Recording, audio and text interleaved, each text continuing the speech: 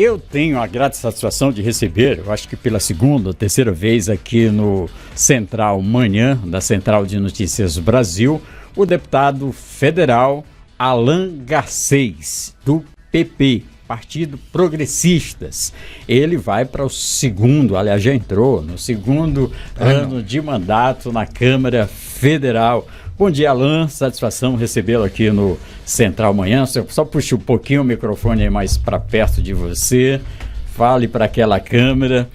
O que foi possível fazer pelo povo, não só do Maranhão, mas do Brasil como um todo, nesse primeiro ano de atuação na Câmara Federal? Bom dia, Humberto, bom dia, ouvintes da rádio, da Central de Notícia. Olha, foi um ano muito proveitoso para mim. Foi um ano onde a gente fez muitos projetos de lei, fizemos para mais de 200 projetos de lei, fizemos para mais de 35 relatorias, onde a gente aprovou muitos projetos de outros deputados, outras ideias.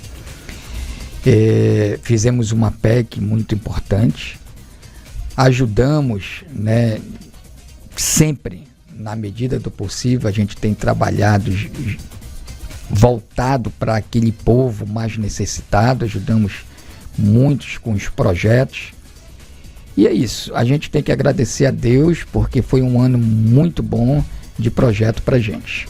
E você não deixa barato na sua participação? Estava vendo as imagens aqui, você é meio brigão lá na tribuna da Câmara Federal, gesticula, a gente tem que ser. E entra numas pautas polêmicas, né? Mais alinhado com a direita.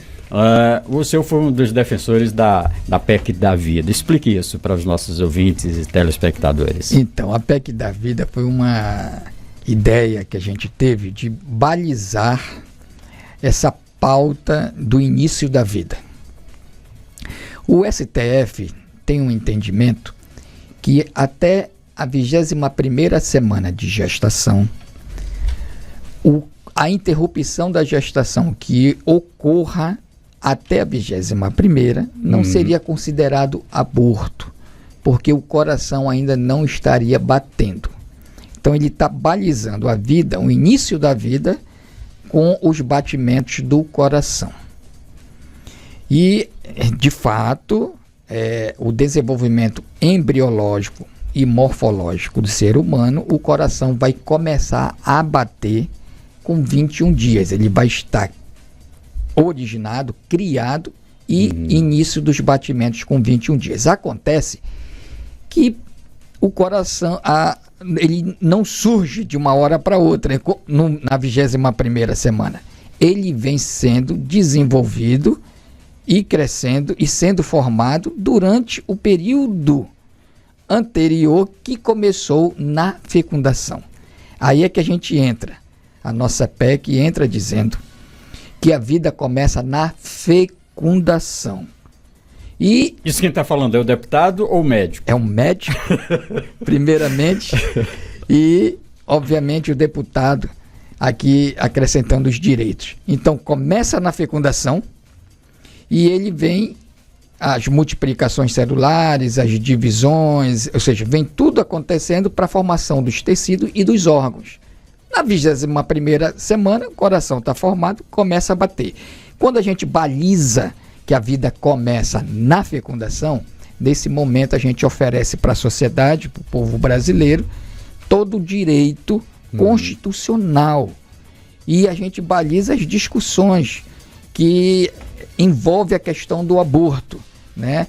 Como eu disse logo no início, na 21ª semana, até a 21ª, o STF estava considerando que não seria um aborto se houvesse interrupção antes disso. Mas a gente prova que é um aborto porque a vida começou na fecundação. Então essa é uma PEC muito importante por isso. Pois é, e só para finalizar aqui esse assunto, geralmente a direita ela defende as pautas com a liberdade, é uma das principais bandeiras mais fortes, né? Não seria muita interferência do Estado nesse momento para a mãe, que cabe a ela decidir junto com a orientação médica se ela deve abortar ou não? Só a sua opinião agora como deputado. Então vamos lá. Eu vou falar como deputado e vou falar como médico também, né? O que a gente pretende é proteger a vida. É a primeira coisa, é proteger a vida, porque a vida é o maior patrimônio de qualquer pessoa, né? É o primeiro e maior patrimônio que a gente recebe, é o direito à vida. O que acontece que a gente vê é que as feministas, né, elas alegam, não, é meu corpo, é meu direito, a decisão é minha. Só que se a gente fizer uma inseminação e colocar o material genético dessa mãe com o material genético do pai, feita essa inseminação, a gente pode pegar esse embrião e colocar no útero de uma outra mãe. E essa mãe vai desenvolver essa criança. E como ela própria, que diz que é o direito dela, a que está se recusando a gerar vida, que diz que é o direito dela decidir ou não, ela pode receber dentro do útero dela uma inseminação de uma outra. Então, assim, não faz parte dela, não faz parte da vida. Ali é a vida, não faz parte, ela não tem o direito de dizer se aquela criança merece ou não viver. E aí vem a questão política. A nossa Constituição está aí para amparar a vida, dizendo que isso é um direito inviolável. Já que vamos estabelecer aqui uma certa cronologia, e eu só peço rapidez, porque nós estamos no Jornal Central amanhã, e aí tem que ser bem objetivo. Não é? Vamos lá.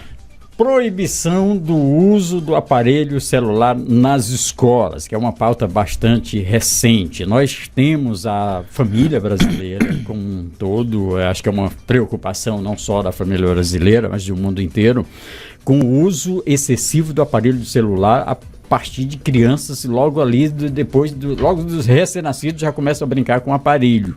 Não é? O senhor é contra ou a favor e por quê? Vamos lá, existem duas correntes importantes que defendem. Uma corrente defende o lado contrário, ou seja, que diz que é contra a proibição do aparelho. Por quê? Porque está, infelizmente, Humberto, está ocorrendo nas escolas muitos assédios de professores aos alunos, tipo uma doutrinação ideológica, que em algumas escolas, com alguns professores, acontece. Até momentos de agressividade.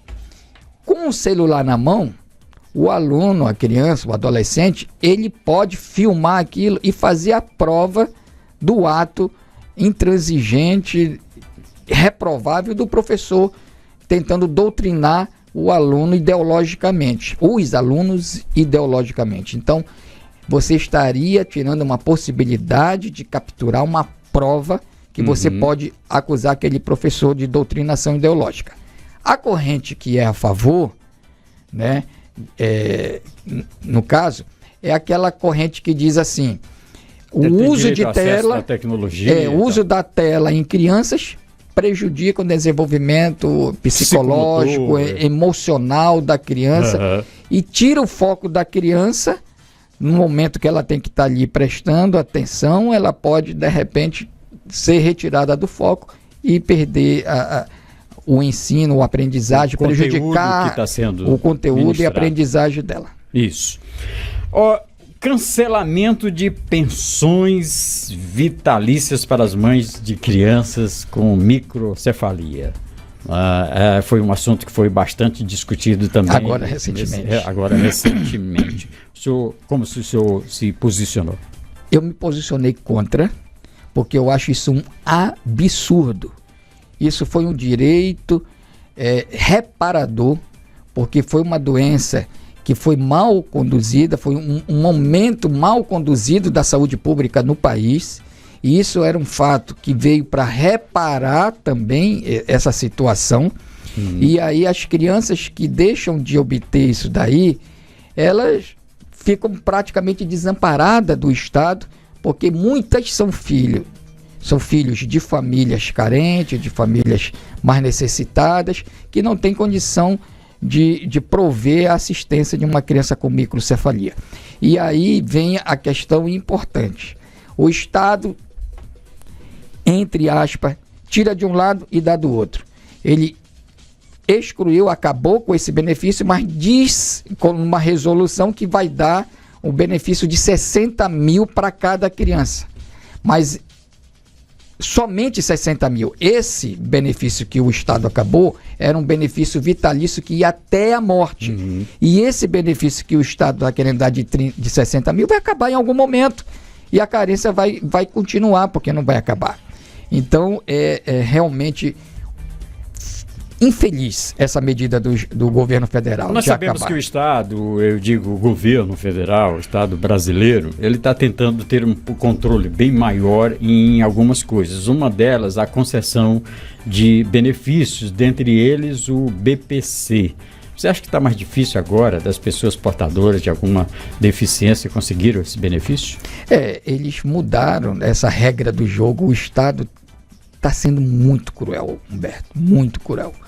Né? E aí dificultou muito os autistas, nível 1, dificultou muito as pessoas com deficiência um pouco mais leve, mas que tinham esse direito, dificultou agora ter o BPC, os idosos, enfim. Isso é uma crueldade muito grande. Monitoramento do Pix é outro controle também, e essa veio carregada de muitas contra-informação, informação e contra-informação.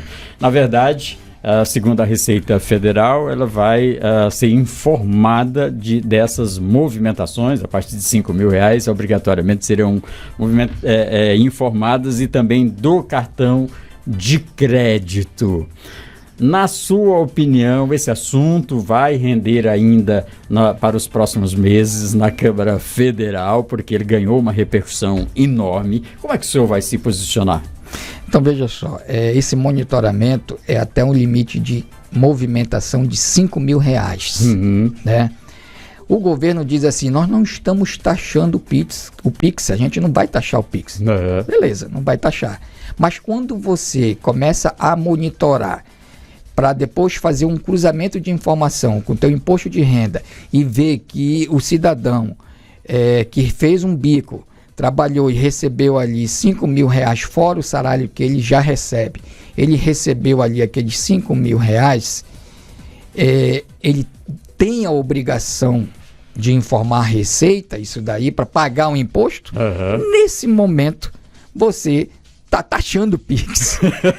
Você está taxando, então assim, é uma maquiagem. O acúmulo disso durante o ano, lá no final das contas, a Receita Federal diz, olha, você recebe tantos por mês, mas apresentou uma movimentação aqui na sua conta, tanto. Então, me explique isso e nós vamos estabelecer Aí a explicação, a pessoa vai dizer lá, eu faço bico de vez em quando, não é todo mês, mas eu faço.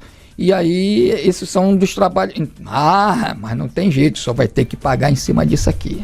Outro assunto que deve render bastante no Congresso Nacional é a questão da liberação das emendas. Eu acho que todo ser cidadão, ele com uma certa consciência, ele defende que tem que haver transparência na aplicação dos recursos públicos.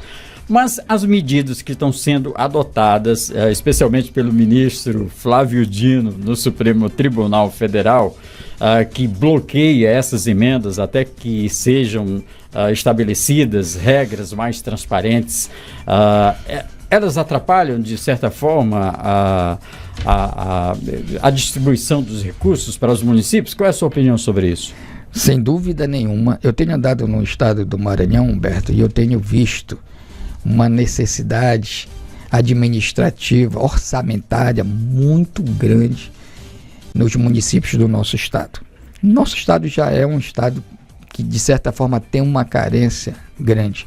E agora, com essa medida do ministro Flávio Dino, dificultou mais ainda. Eu não estou dizendo aqui, Humberto, que eu sou contra a transparência, a aplicação dos recursos. Isso é importante. Pelo contrário. O município chegar lá, quando o dinheiro chegar no município, você faz questão de dizer, não fui eu que mandei. Pelo contrário, eu sou a favor da transparência, eu acho que tem que haver a transparência para que fique claro ao cidadão brasileiro aonde aquele parlamentar aplicou e aonde o prefeito que recebeu está aplicando as emendas. Isso está certo, Flávio Dino está certo nesse ponto. Sim. Agora, bloquear, você chega, quer fazer apresentar um projeto de transparência com as emendas, correto. Mas você já entra bloqueando as emendas, você dificulta quem está lá na ponta, que são os prefeitos, de receber e fazer a sua gestão. Então, eu acho, no meu entendimento, que ele não deveria ter bloqueado.